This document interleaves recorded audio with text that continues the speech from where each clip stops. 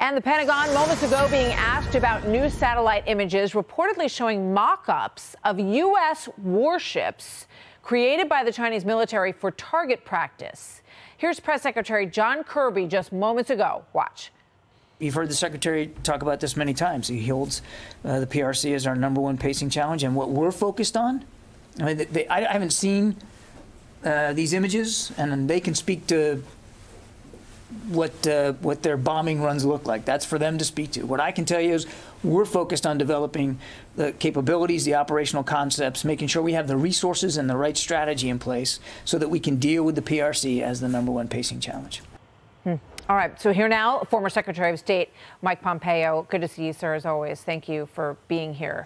Thank you, Martha. Thanks for having me on today. So these images of U.S. Aircraft carriers, warships that are being used as target practice for the Chinese, they're uncomfortable and kind of stunning to look at, but are they unusual? No, they're not terribly unusual. We've seen other nations do this before as well. Yeah. But it is always unique when it is a real threat of the scale and size and magnitude that the Chinese Communist Party presents. It is different in kind, it is different in scale, and the risk, Martha, is fundamentally different as well.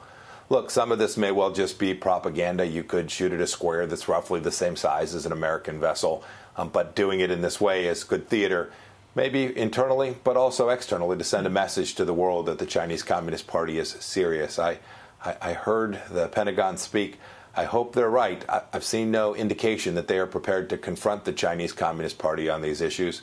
Martha, you'll remember we saw our team pushed around in Anchorage. We've watched the Chinese ignore what the administration says is their top priority on climate change. The Chinese Communist Party is intent on conducting cyber attacks across the world, coercing countries around the world. We need to take this threat seriously, and platitudes from the Pentagon about this simply aren't going to get it done and aren't going to convince Xi Jinping, the leader in China, to behave differently. Yeah, I mean, even with this kind of language that we heard from the president on Tuesday in Glasgow, we hear from the Chinese government and leadership, the foreign minister, that, you know, we're too blustery, we're too aggressive in our language. But here's President Biden on Tuesday. Watch. Am I worried about an armed conflict or some that accidentally occurring with China? No, I'm not. We're not going to change our attitude toward Constitution, international airspace, international sea lanes, etc. I'm not looking for, I don't anticipate there will be a need for there be physical conflict. What do you think about that answer, sir? I'm guessing that Xi Jinping, who matters more than what I think Xi Jinping hears that and hears American weakness, in America that talks about pacing items, I think I heard Kirby say, or these are strategic competitors. This is an adversary. Xi Jinping talks about this constantly, about the Middle Kingdom, about the China dream, that what he's doing with respect to Taiwan has challenged American ways, and that we have not seen them challenge the people of Taiwan before. Deterrence matters, Martha. The way you avoid the very conflict that President Biden spoke of is to demonstrate resolve and capacity.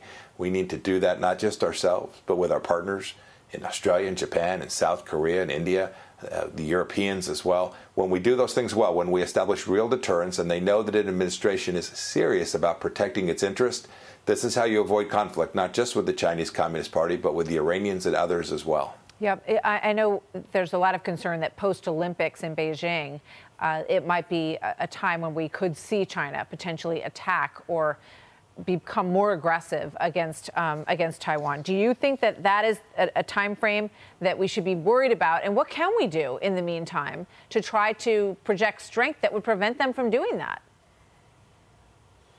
Martha, I do think that's concerning. He'll be at his pinnacle. He'll stand on that stage at the Olympics in Beijing with Americans at his feet. He'll look down on the American athletes and lord over them.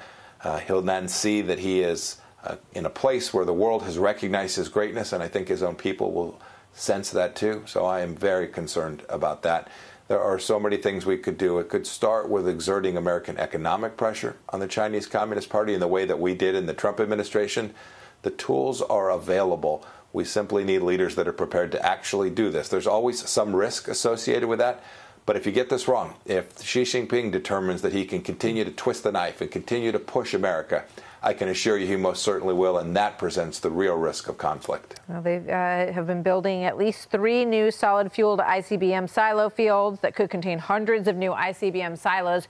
We know that they are aggressively building their military capabilities, and we have to be clear-eyed about it. Thank you very much, Secretary Pompeo. Always good to see you. Yes, ma'am. Great to see you too, Martha. You bet. Hey, Sean Hannity here. Hey, click here to subscribe to Fox News YouTube page and catch our hottest interviews and most compelling analysis. You will not get it anywhere else.